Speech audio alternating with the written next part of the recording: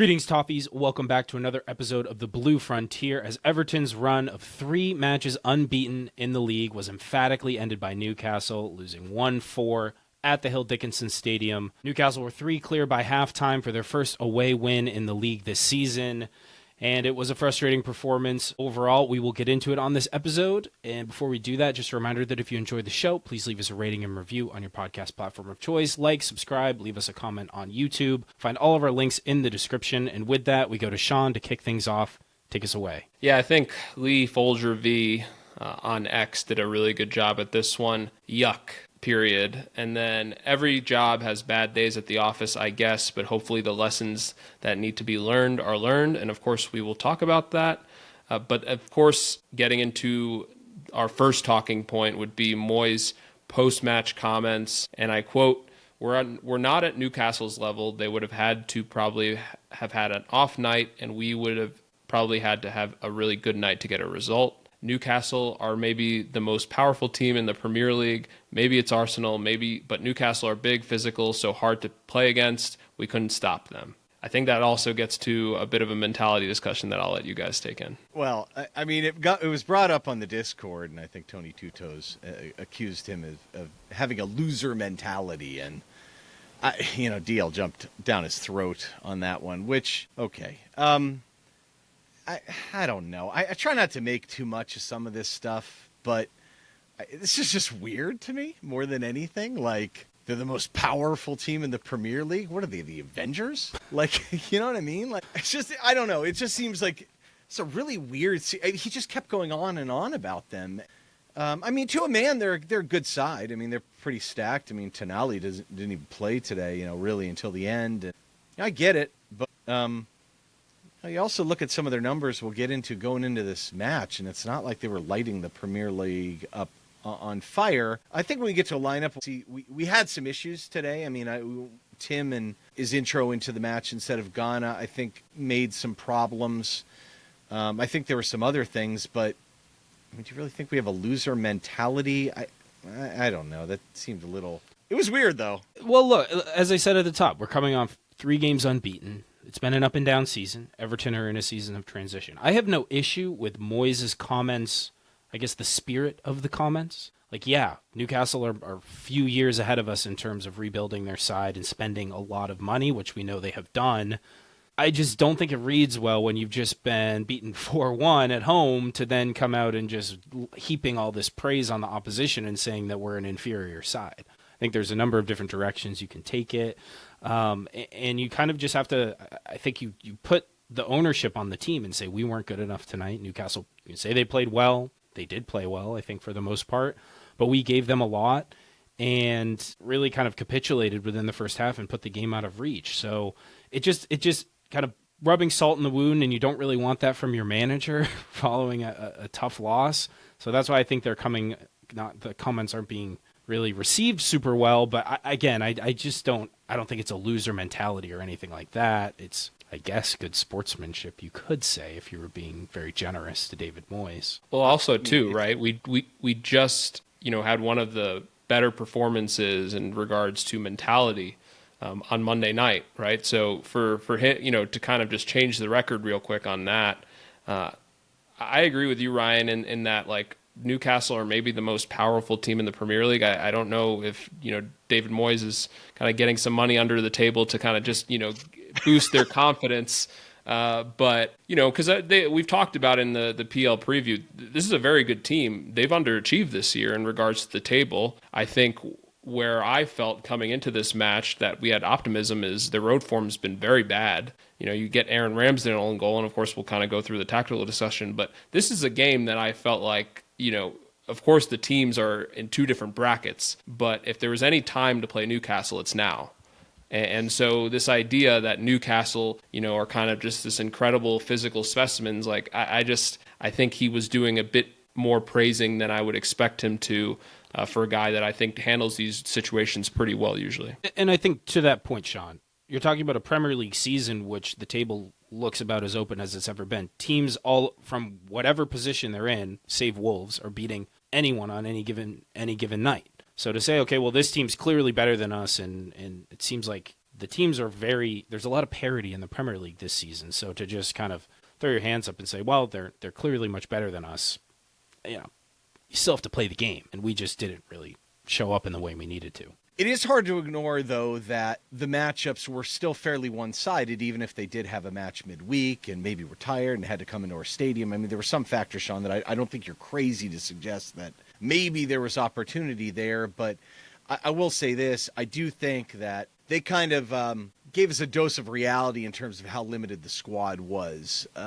Look, it did start with Garner being gone made a big difference. Now, I don't think Garner was at his peak at the beginning of this year, but I think the last couple of weeks he had been pretty darn good, ignoring the, event at United. But this definitely cost us. And so when Tim was coming in there, and Tim in certain circumstances is plenty good, but I think there was real questions whether a Garner-Tim combo could be effective. I guess the first thing is ignoring the opposition. I mean, I think there's some concerns with that combo immediately, right? Yeah, I think the main thing is really, look, James Garner has shown a real willingness to get on the ball and try to make things happen this season. But off the ball, that duo is just really suspect, both in positioning and just general activity levels, like the ability to pressure, the ability to contest other midfields in this league. I just don't really think they have the physicality, the intuition, or the positioning instincts to do any of it. I think you kind of see that found out in a very passive duo that constantly gets overrun. Like, this is not the first time we've seen this duo, but one of the constant themes is that they just kind of can't get in the right position to cause problems for the opposition midfield. And as a result, you then combine that with the back line, and you've got a lot of open space for the opposition to take advantage of, and they frequently do, and Newcastle certainly did. Yeah, and I think my initial concern was that they run so much stuff through their six, and Bruno was there, and you figured they were going to run everything through him, and he's had matches where he just sat deep and picked us apart. But that's not really what happened. I feel like Dewsbury Hall's been much more effective defensively recently. He's putting in shifts, and I mean, we didn't dispossess Bruno. There was a little bit of high pressure at one point, and we'll get into the match a little bit. But and look, Bruno had the most touches on the team. He had 90 touches, but I just feel like a lot of their play came through fullbacks, but more importantly, through Millie and Livramento. And to me, that was Tim's side. And so Tim didn't know really how to handle that, and part of that is formation. If he's going to have to go get one, Garner has to be deeper to cover for him or come out himself. We didn't do a lot of the man matchup stuff that we often do, partially because Livramento was tucking inside at times, and there was just a matchup issue. And Mikalenko combined with the fact that he was terrified of Elanga's pace. And so you just kept, Tim would go after one, they'd make two passes, they'd do a 1-2, they'd beat him a couple times. I mean, 40% of Newcastle's attack was down the right. I mean, Millie had almost a 97% pass completion rate. He also had two chances too, with an XA of over 0.5. He was 3 for 5 on crosses, so he was doing more than just completing passes. Hall on the other side had a bunch of touches too, but most of his creation came on set pieces. But I will say this: both the fullbacks were 5 of 7 in ground duels. I mean, that's hard to overcome, and I think if you watch the match just a little bit from afar, you'd realize that I thought they got the best of the wide play was definitely in their favor. Kudos to Jack for sitting back and passing forward, but it wasn't the typical match where he could get forward, get on the ball, put some on his hip, and gain a little bit of relief. And I just think for the most part, that's where the match was won and lost. I think we made some changes at halftime. We'll get to that repaired some of the midfield issues, but the wide stuff still remained. And fundamentally, when we got down and that back line has to move up, it's a problem. And it's not all Tim and Garner, too, because if they're pushing up higher, I mean, it's partially the responsibility of the center backs to push forward and take away some of those gaps. And, I mean, there were some times that we could have exploited that with Newcastle. We didn't do it. Unfortunately, I think it was just a combination of things. But I think that leads us to the lineup. And while there's maybe not a big change, when you look at this man-to-man, this Everton lineup's it's missing some stuff, Yeah, and you made the comment, Ryan, about Ghana maybe not having been at his best for part of the season, but I think even Ghana at 75-80% is still our best true midfielder, and certainly can bring a lot to the side, and the drop-off is steep. So you see that with Tim, and we'll talk about, obviously, he was yanked at halftime in the repairs, but that was really the only change. David Moyes, I mean, you see Jake O'Brien going back to right back, of course, and Garner given his spot in midfield, but otherwise, Tierno Barry keeps his place up top. No major changes to report. Otherwise, Newcastle have had to rotate a little bit. They, of course, lost to Marseille in the week in the Champions League. They beat Man City the prior weekend.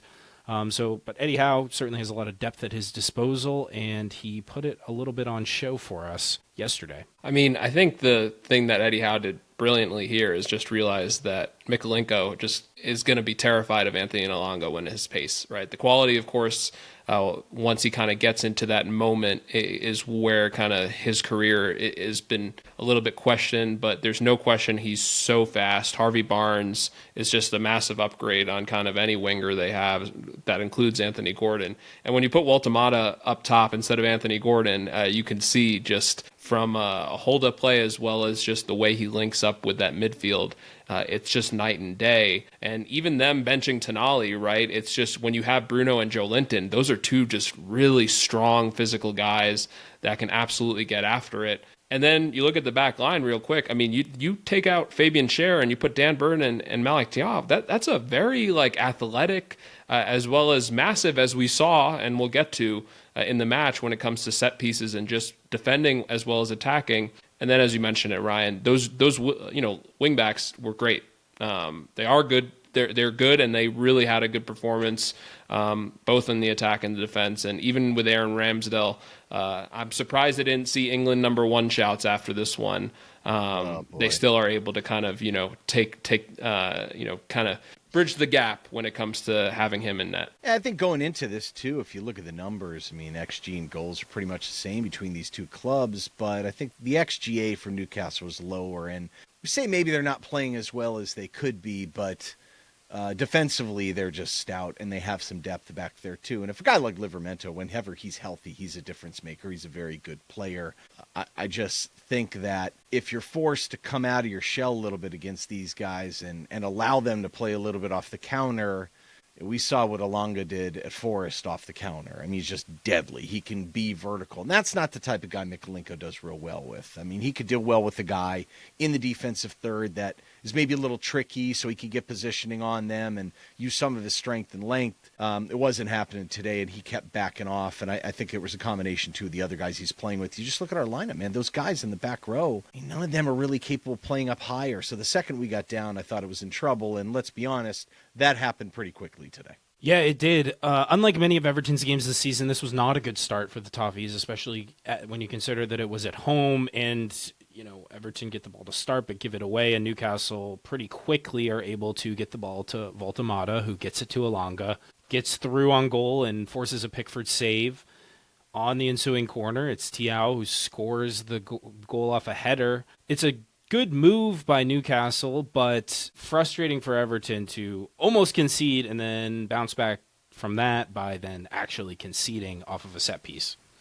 Yeah, I thought the first play was so indicative of how things were going. I mean, Keane tries to step forward. Waltemata, who's not a thick guy, but he's big, obviously his legs are strong. He just kind of gets mauled and chucked to the side, and then Elanga just smokes Mykolenko, and I mean, just by dead pace, and it was just such an omen of things to come. But the corner was a really interesting play. I mean, we had lined 4 guys straight across just inside the 6 in zonal, and we had, Jack at the near post, 2 blockers, Tim and Garner, and Dewsbury Hall and Njai were a little bit higher. And Newcastle didn't throw that many people up there. I think they had maybe 7, maybe 8 if you count the guy at the top of the 18. But all 5, they had 5 guys, 5 players lining up behind all the guys in zonal. And so they split. Half the guys went right, half the guys went left, cut in front of the spaces inside the zone. And the zone is pretty tight, but the service was fantastic. It was right in between 2 zone members. Now, you would hope, those guys aren't necessarily getting a running start. I mean, Thia was, a little bit. He, because he was cutting left to right. But it's a tricky play, and it's just like when we would have Dwight or anyone else firing that long ball to the far post, it requires everyone to suddenly turn, and now their back is to goal. Well, in this case, no one knows what's coming. Now, they adjusted a little bit later where they were kind of open to watch the guys come at them, and some of the later corners didn't really entirely matter. But at that point, they had no idea what was coming, and, I hate to pick on Tim, but Tim lets his first guy go. Maybe that was by design, but Garner was on Tia and just didn't do anything with him. You know what I mean? He didn't stay with them. This blocker's got to block someone. What's the point? And so they're coming from behind. You don't know they're there, and the timing was off, and bang, it was in. After that, too, you could tell we were in a little bit of trouble because Newcastle were backing off in a 4-5-1, and they would kind of wait to pressure, and when they did, they'd move up a little bit. And it just killed us. Like, we had no ability to really turn and attack it. Jack just coming back so deep. And, Barry, you would wait for him to maybe make a diagonal run over the top. That wasn't there. Dewsbury Hall made some good runs, was in between the lines, but we just could not give them the ball. Whereas the opposite was with Newcastle. They were able to run right behind Tarkowski constantly, who could not turn. Our guys did not look comfortable playing high, and it looked like Newcastle were playing right into them. I'll say this, our response is pretty good, though, I think, to the corner. Yeah, I think that's right. I mean, yeah, you kind of get nailed on the chin with a sucker punch to start the match, but you have to bounce back and respond, and Everton did that. From the 9th minute or so to the 24th, it was really all Everton, and you were feeling kind of optimistic about our ability to get back into the game. We outshot Newcastle 4-1. We had two-thirds of the ball, over two-thirds, 92% pass success. We out-tackled them 4-2, and we're not dispossessed, and dispossessed Newcastle 3 times. So disruptive, effective passing the ball, not giving it away cheaply, and creating opportunity shots on goal. There were a few of them. There was a good cross from Njai to Tierno Barry, who couldn't quite get onto it. That was the Keane had that ridiculous volley that Tarkowski chested down to him. They were both getting forward. We almost saw striker Keane once again. There were another one where Garner played a really nice progressive through ball to Jack Grealish, who cut it back to Dewsbury Hall on Great block. Newcastle. Great, phenomenal block. It comes out to Garner, kind of a poor shot there. But then there was that set piece as well. We saw something we don't usually see from Everton, trying to get a little creative, playing Grealish in behind, and created some space for him. And then last but not least, there was Barry doing really well, quickly finding Jack. Dewsbury Hall involved, and Dan Burn makes a great block. So again, Everton kind of bang, bang, bang, every 2 or 3 minutes creating an opportunity, putting Newcastle on the back foot a little bit. And at that point, you're wondering, when's the equalizer going to come? However, it was not to be. Newcastle went up 2-0 in the 24th minute. Yeah, the second one was disappointing for sure. Garner looked like he was a statue. And then there's just a comedy of errors here. I mean, he crosses the ball inside. It falls to Tim, who doesn't clear it, which is just a tragic mistake. And eventually it pinballs around, and Tark immediately doing his typical drop and try and block the thing. And for some reason this year, his block shot game is just totally off, even though he's been legitimately the best in the Premier League for it. For years, he gets in Pick's way here, but I don't understand what happens here. Pick just whiffs on it. I think you got to blame Pickford for it, but it's just sad because it was against the run of play, and maybe you could argue, well, they finally settled down the ball and picked us apart to get to the corner to begin with, and then took advantage of the matchup, but it just felt a little harsh, Yeah, I mean, Jordan Pickford's been our Iron Man this year as we've kind of raised his plaudits throughout. And I agree with you, Ryan. I mean, looking back at it, Pickford's got to do better. As much as we love to defend him, I think he would say the same. But I think it gets back to why my frustration continues to happen with Tark is he's once again in no man's land. And this is not the first time this has happened this season, and I guarantee you it's not going to be the last time we talk about this. But it's just putting him in a position where it's better to just get out of the way at that point, right? Versus just kind of once again be not even near the defender. And it's a shame because I really, you can see he's lost a real step because I think, Tarkowski 2 or 3 years ago would be, if not blocking that, as you mentioned, far closer to the attacker. And then it puts you in a place where, yeah, we're down 2-0, and kind of all that momentum from the last 15 minutes just completely evaporated. I think it's a combination of things, though. I mean, Michael Keane is not Jared. Jared can make up for some of his mistakes and cover for him. In this case, we were just kind of all over the place anyway, so we weren't fully set. I think Mykolenko had an especially bad match in terms of his backing up and just being terrified of Elanga. It's just a bad combination of things, too. And I just felt like the wheels came off a little bit at this point. I mean, we had the ball a lot, but it was 0-4 in shots the rest of the way. And Njai and Dewsbury Hall lost the ball a couple times. It was 5-2 in dispossessions.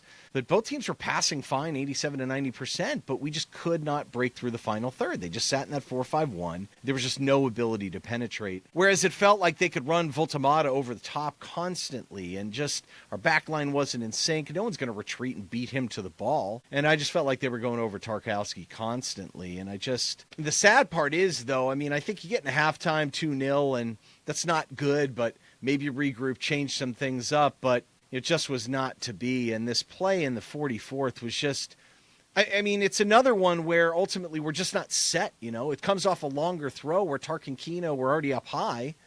And it was just a bad extended play, kind of Jake cross that Ramsdale caught, rolled it out to the right, and bang, it gets chips over for Elanga. And I don't even know what the heck Tim was doing on this one. Tim was getting constantly too high on players like he always does and not making tackles, and they were just going by him, even though Tim's super athlete. Mikalenko's there. I don't even know what he does other than back off. I mean, he doesn't even really cover it all. He sees the player in the middle, and he still backs off. There's no one there.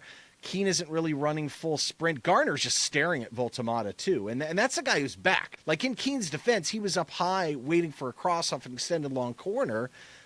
And Voltamata gets the ball, and it's a slick chip, man. No question about it. He's very composed. He's a talented guy. Nothing the Pick could do about it. And bang, we go into halftime 3-0, and it's pretty much over. It definitely felt like it was over at that point. 3-0, right on the cusp of halftime. Any chances, any momentum Everton gained. They were too powerful.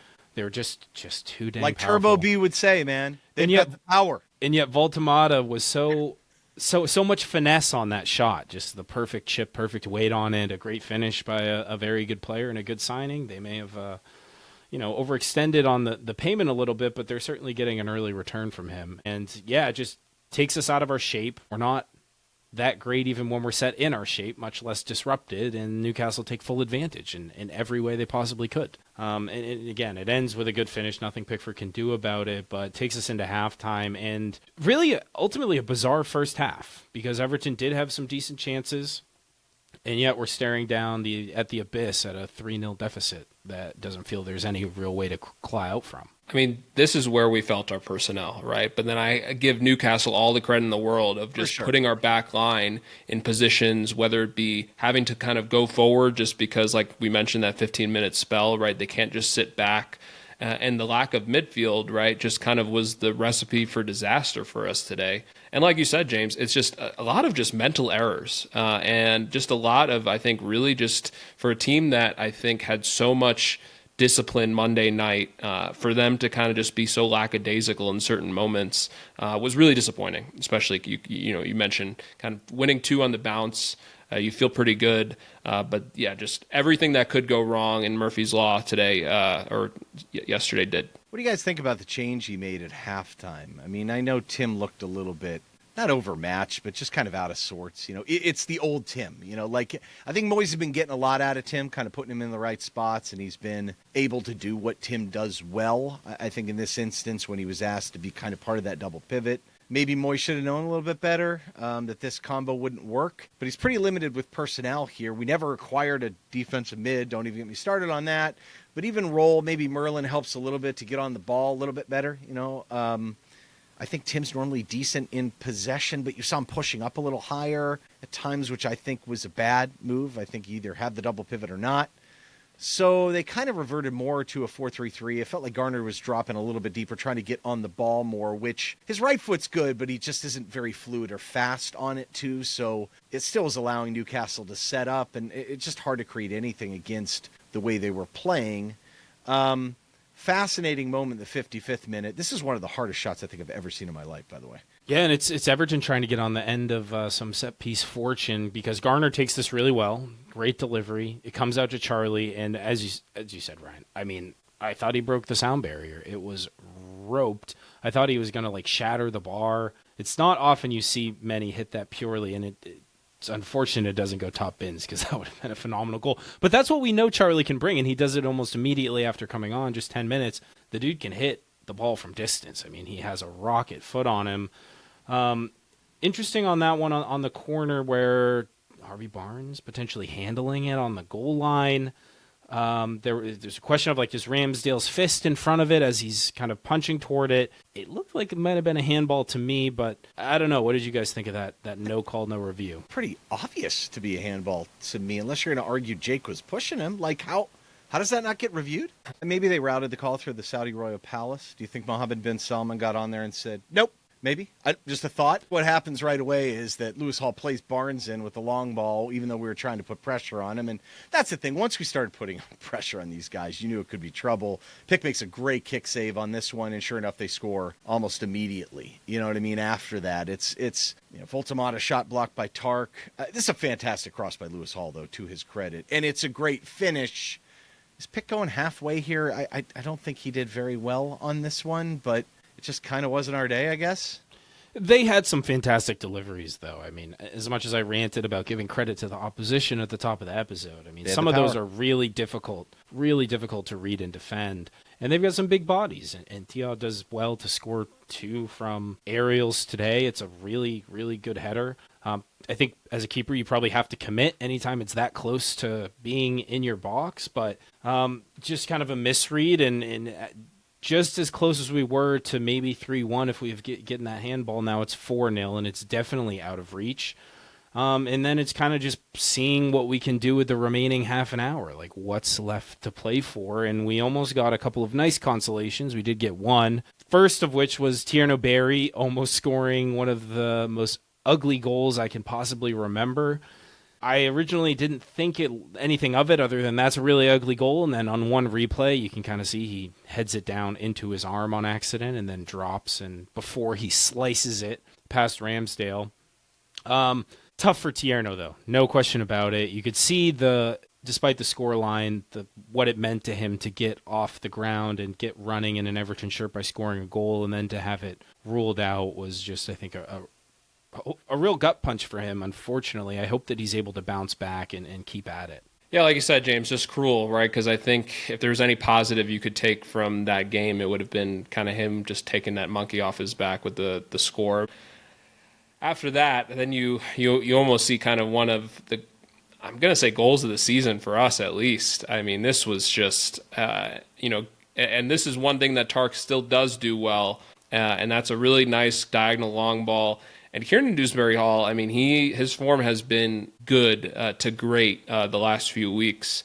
But this, just kind of 3-sequence touch, keep in mind against Malik Tia, who's no slouch whatsoever, I think for him to do exactly what he did in settling the ball, the second touch, and then the third to get it past Ramsdale beautifully, I mean, just an incredible goal. And it's unfortunate kind of had to come, with just hardly any excitement being down 4-0. But credit to Kieran Dewsbury Hall for continuing to just, as Ryan mentions constantly, right? The guy is a pest. He's going to nonstop work rate.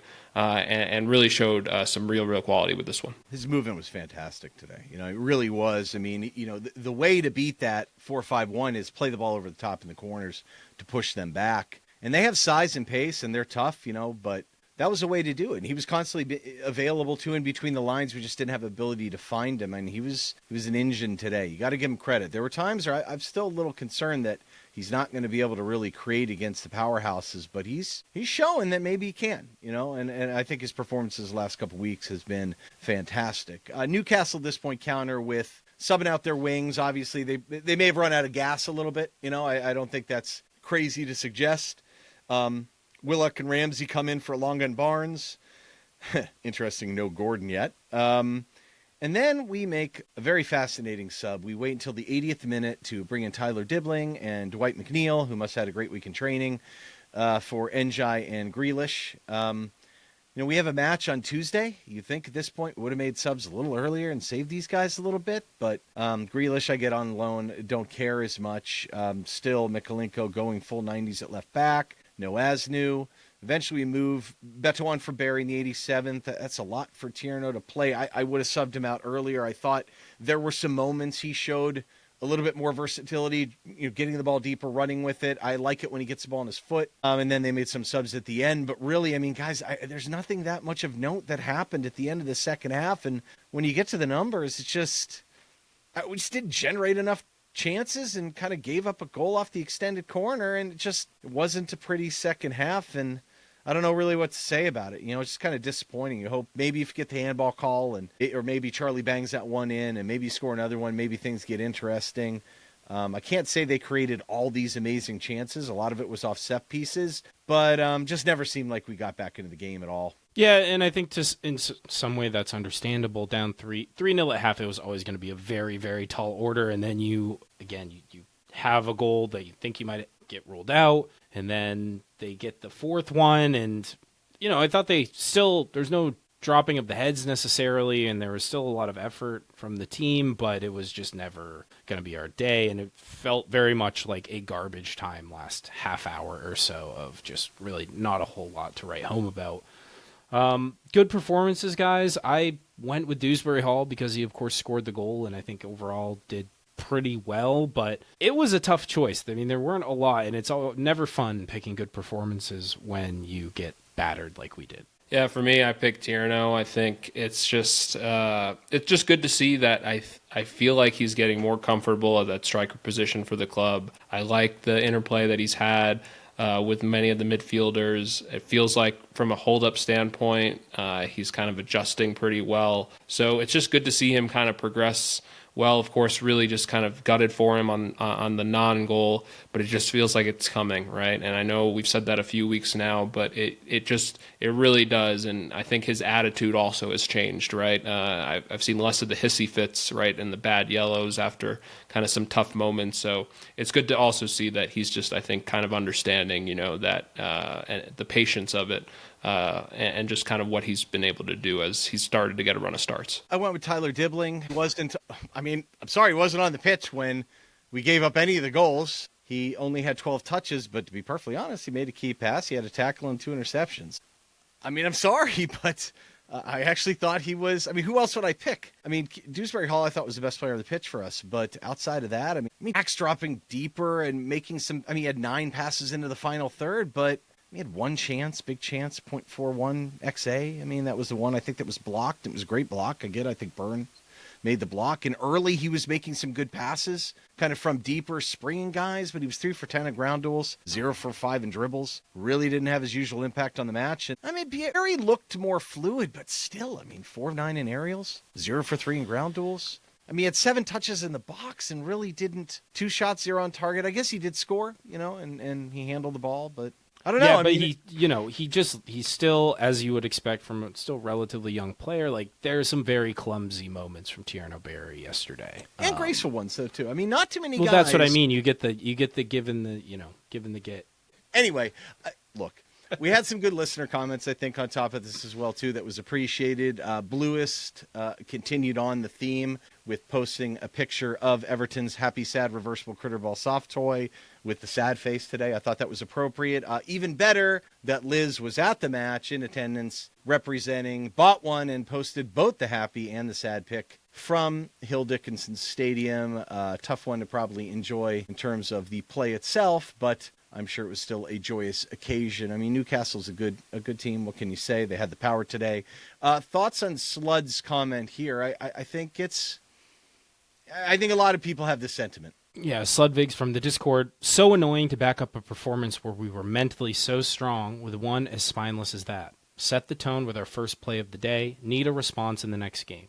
Yeah, I think that's true, but that is the ups and downs of a team in transition in the same breath of, yeah, they had to spend a lot of energy to get that win at United, and I think this was a bit of a come down. So it's frustrating. This is going to be a frustrating season in a lot of ways, but you bounce back, and as he said, you got a few days before your next game and an opportunity to right the ship. Yeah, and then the next comment by Steve B. As quality as a few of their goals were, I can point to mental shutoffs, mistakes on all of them. It seemed to be a completely different mindset during much of the match versus Monday at United. And I think we mentioned that throughout the discussion today, gentlemen. Just a lot of just small things, small moments, whether it be just way out of line in regards to positioning or just completely comedy of errors, right, by not only one but multiple of our players. So I think Steve kind of hits it on the head. It's just, you see it for one goal, but to see it for 4, it's tough. Yeah, I just think it's disappointing, though, because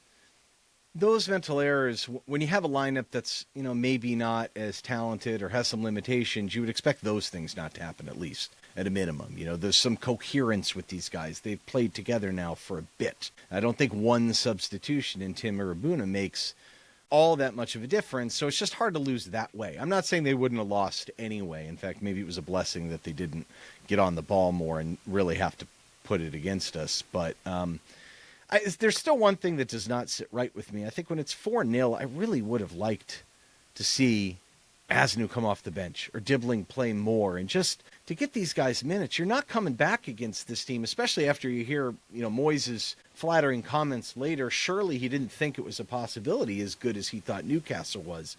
Now, this led to a pretty extensive conversation on the Discord, which is why I love our Discord. But I'm kind of curious about your thoughts, Sean. You were kind of back and forth on this one. We had a bunch of guys, kind of DL and Wombat had some ideas on this. And I guess my response is that on David Moyes? And I think a lot of people would have liked to see some of these guys get in. I don't understand the point of playing Dwight McNeil at this point. But is this just David Moyes being himself? I mean, in theory, if he's just the coach, clearly you got to have certain standards. But other coaches play younger guys? I mean, do you have to just earn playing time, or should there be better opportunities for young players? It just seems to me there's a bit of a mix of a strategy, and so I'm kind of curious what you thought of this dialogue, because I thought it was a pretty good conversation. Yeah, I mean, I love the dialogue, as you mentioned, Ryan. I think the Discord, this is kind of where it really shines in some of these controversial topics. I think it's unfortunate because with David Moyes, I think this is just who he is in, I think, having these kind of, really more patient timelines when it comes to players. I know DL mentioned kind of the usage of Seamus Coleman and Julian Lescott back in the day, but you even look at West Ham, right? There was really not much youth outside of more established players coming in and kind of getting playing time. But I think my frustration with the Newcastle game is, okay, I understand Mikolenko's a far better defender, right? Than Adam Aznou, but he was not doing any of that against Newcastle. He was awful, right? And so why not, take kind of a moment where I can understand during, because for the most part, Everton's been incredibly competitive this season, right? So I understand wanting to keep Miko in there, right? It just, for me, I don't understand why he didn't even see a minute yesterday. I'm not expecting him to make wholesale changes at halftime, but I think, especially when we go down 4-0, there's really no risk, in my opinion. Even if he makes mistakes, right, we're not going to remember Adam Aznou for making a mistake during a 4-0 game that was far gone. I mean, Tyler Dibbling was your man of the match, and he played 10 minutes because it was an even scoreline, right? So, but in Tyler's case too, because this is where the manager piece comes in it. We have a game Tuesday, so why are Jack Grealish and Iliman Ndiaye playing 80 minutes? Right? Take Dibbling, give him 30, right? I think he did a good thing in giving Charlie an entire half, right? So I give him credit for that. I think that was a good sub. Right? Tim just was not good yesterday, right? I'm not going to go on a diatribe on Tim. It's just he wasn't good. It happens. But Charlie getting the time, I think, was good by Moyes, but giving Dibbling just 10 minutes, it didn't make any sense to me. And you have to be kind of feeling for Adam Aznou right now, because I don't see many opportunities for him to get on the pitch in this kind of current setup. And it just felt like yesterday was kind of the perfect opportunity to. If you're recruiting for depth and development, and the guy who's brought in to fill that role, the manager just doesn't view him as being an option, which it seems like he views him as an option to fill the slot on the bench, but not enough of an option to put in the game in garbage time. It's one thing, like we've talked about opportunities to play Aznou in matches where we're potentially still competitive. We're not even talking about that here. We're talking about meaningless, for competitive purposes, minutes. Make some use of that. Utilize that time. Get these guys on the field. I think there's... Then why get a guy that has this level of experience? Go get some young guy out of an academy and throw him in the U21s and have him sit there. Anyone could sit on the bench all day if you're not going to seriously use him. Why spend the money, the $11 million, on a player that already has top flight experience? And just what other scenario would there ever be to play these guys? Yeah.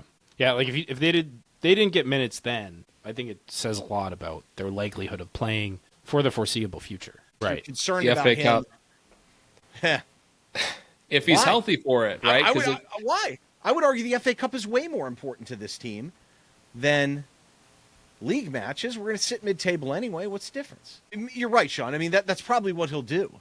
But is that the right mentality and right approach? If the whole point is to win a trophy, it just becomes kind of unclear what the goal is. Like what are the incentives at Everton But do you blame Moyes for that? I mean, because it seems like he's just doing what he would always do with young players. No, I think that's exactly right. Reluctance to sub in general is a feature of David Moyes. He's gotten a little bit better at it recently. It's true. So then you have to bludgeon that door down, and now you have to get to, okay, well, now you got to make subs, but then you also have to sub in the young guys who might not be perfectly ready to play week in, week out. I don't know. And I know that, Ryan, you kind of poo-poo on the idea of training matters, but I would imagine that someone like David Moyes, like seeing these guys every day, doesn't have a whole lot more to go off of. Like, yeah, you can go watch Aznou in La Liga last year, but he's like, well, I just watched him all week, and maybe he isn't performing that well. So you're just going to overlook that because of the minutes from last year? I mean, he's competing against the current squad. But my problem is, it's like,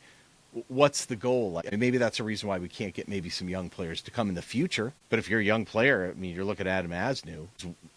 I mean, truly one of the more talented 19-year-olds, certainly at that position on the planet. Like, the next one coming in, are you going to be like, oh, yeah, I want to play for David Moyes? I just think it's problematic. But is that part of our strategy or not? We'll see what we do in January. I just think, the side has so little flexibility at this point. At least you got a chance to get someone in there that might show you a different option. Yeah, and actually on that topic, Ryan, on the inflexibility, one of the things that was concerning to me yesterday, we've alluded to it a lot so far this episode, was like the long ball going a little bit more direct was definitely an option for Everton. I'm getting a little concerned about the inability or unwillingness of this team to play a little bit more direct. Because you have Grealish and Njai who want ball to feet in the wide areas, and you've got midfielders now in Tim and Garner who aren't the most progressive. And to me, you've got to have that in your bag if you're a team like Everton. You've got to be able to put it over the top and move the ball forward that way when other things aren't working. And it's just maybe something to keep an eye out for. But that's getting a little concerning for me, is that doesn't seem like the way that we're even given an option to play. And I think it can be effective in the right moments. So it is an odd thing where we've got the fewest passes per minute of possession, which would indicate that we're going long ball, but we're really not. Right. I mean, in terms of long passes, we're not even the top. What were we? 1, 2, 3, 4, 5, 6, 8th maybe in the league. And I'm not saying we need to play long ball, but at times today, I mean, what are you supposed to do against to break down a team that's sitting back at 4-5-1, playing super condensed? You got to get it in between the lines. You got to get it over top at one point to push them back, and we just did not seem willing to do it. It was a little odd, especially when you have a guy like Keane, and Tar can make long passes too. So maybe that should have been more the recipe, but I don't know. It just all went wrong. Maybe we just need to write this one off, guys. But it just. And I guess the question is, going forward, what do we do? I mean, did we see enough of Tim to realize that Tuesday, man, we shouldn't be messing with this guy? And maybe we got to take him off the bench and put him in when we can use him. So do we see Garner behind Dewsbury Hall and Charlie? We see a 4-3-3? I mean, this is where I would hope that David Moyes, right, the one thing we do applaud him on is just his tactical nuance. Right, and you look at kind of a team like Bournemouth, I mean, they have some able bodies in the midfield, right, so they could absolutely tear us apart, with the two that they have in regards to Tyler Adams and Alex Scott. So it's just, to me, it's surprising that he hasn't really tried to use KDH at 8, right? Whether we see the application or not, and agree on that application. But it feels like after Saturday's performance, you almost have to kind of make sure that, like you mentioned, Ryan, I think Tim kind of coming off the bench and then, Charlie kind of being deeper. I don't know, right? So it's just, he's in a tough spot with the personnel, as we've mentioned kind of, multiple times already.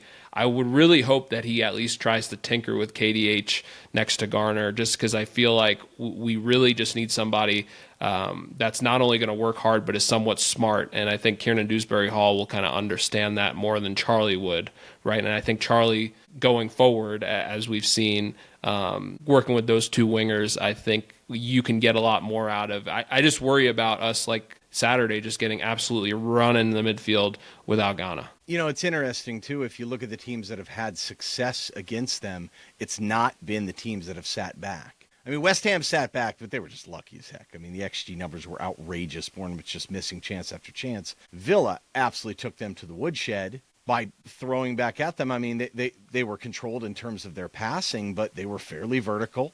They pressed them high, and then they went right back at them. And they were very successful doing so.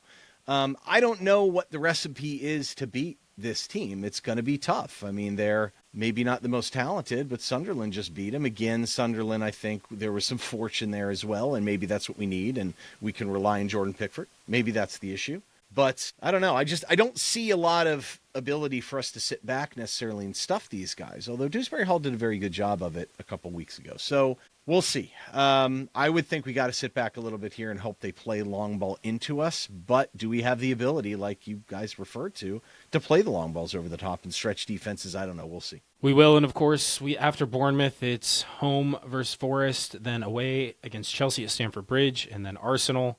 And that ends what will have been a pretty brutal run of fixtures for Everton, as we mentioned last episode. Then go basically over a month and a half before we play another Big Six side, and that's Manchester United at home. We know they're not great. In the table, guys, I mentioned it earlier, the table is still ridiculously tight. At time of recording, Everton are in 14th, tied on 18 with Spurs and Newcastle, and one win away from being in the top 8. So the table's just crazy tight around the middle, 10 teams. So one win, 2 wins on the bounce can fluctuate position wildly. And from what I've seen from results so far, I don't know where the separation is going to come from. There's just weird results happening all over the place. So we could be in for kind of a roller coaster at least next few months before maybe things teams start to separate a little bit. Yeah, I think that's what's actually been kind of fun about the Premier League this season is, of course, the last few seasons we've had some absolute bottom feeders, and it just feels like you have seen a lot of teams be able to grind out results. And of course, then you see, like you mentioned, James, like Newcastle and Spurs, right? To see them 14th with just, of course, Spurs having the summer that they had and the start that they've had and kind of really coming back to earth. But then also, right, we talked about Villa just struggling for so long, and then now they're in 4th. And I believe we're, 7 points away, kind of both sides of the table, right? So it's kind of interesting to see that, right? And of course, I think Everton fans will have like relegation TSD, but just this idea that, we're not so far ahead of kind of where we want to be. However, you look at that, right? We just won 2 games on the bounce, and you saw how quickly, right, we shot up the tables. So I would caution folks to say, even if we go on a bad run of form, I still think the teams at the bottom are going to struggle to get points, as you're seeing with like a Leeds United. I think you're seeing that, of course, even now West Ham after winning a few, Nottingham Forest winning a few. And then, of course, it gets us to our thoughts and prayers, right, to end this podcast. These guys did a good job of choosing them this week. Guys, I'll let you guys do the honors for the quote. So I don't want to take away that thunder. Lucas Paqueta had a rather shameful moment today where he racked up a couple yellow cards and almost in sequence, just annoying a referee. Thoughts and prayers for him. He's clearly going through something. And let me quote, "It's ridiculous to have your life and career affected for 2 years without any psychological support from the Federation. Perhaps this ridiculous behavior is just a reflection of everything I've had to endure and, it seems, have to continue enduring," with an exclamation point, like it's a cheery thing to endure this stuff.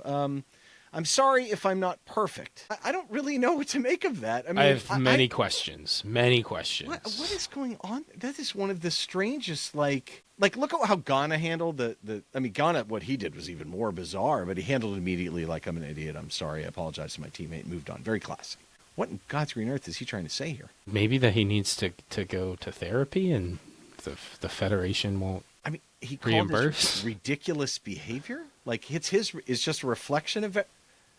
He's clearly going through something, and he needs help.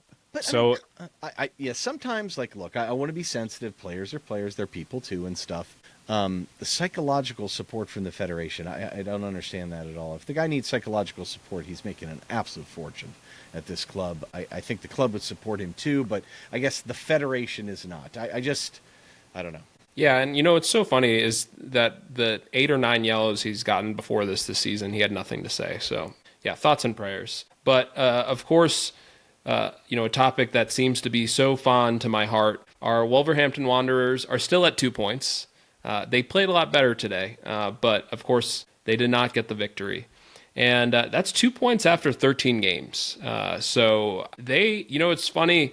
It's just, it almost is the Leicester syndrome from a few years ago. You feel like you have some really talented players, but as fixtures go on and the point total still seems to be so low, it just makes you wonder once again. I understand the kind of, soul combination or kind of family environment that Rob Edwards has towards that club, but I just, especially when you were coaching Middlesbrough and they're doing really well, just thoughts and prayers. And then that gets us to score predictions, which we had none. But coming up, we have 2 games this week, right? So the Blue Frontier will be up and at it for those. Bournemouth on Tuesday, and then Forest with Sean Dyche's return to Hill Dickinson on Saturday.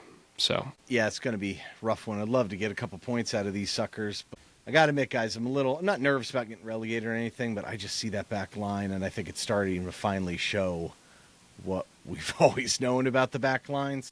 We'll see. I mean, Moyes did well getting 2 wins on bookends dates of the international break. Maybe he'll be able to dial something up against Bournemouth since we play so well down there so often. We can only hope, and we will see, and we will be recording after regardless. Thanks, everyone, for tuning in to this episode of The Blue Frontier. Hope you enjoyed it. Again, if you did, leave us a comment, subscribe to the channel, leave us a rating and review on your podcast platform of choice. You can find all of the links in the description. Make sure you join our Discord. The link is in the description as well. It's a great community. We would love to have you. Otherwise, we'll be with you next time. Until then, up the Toffees.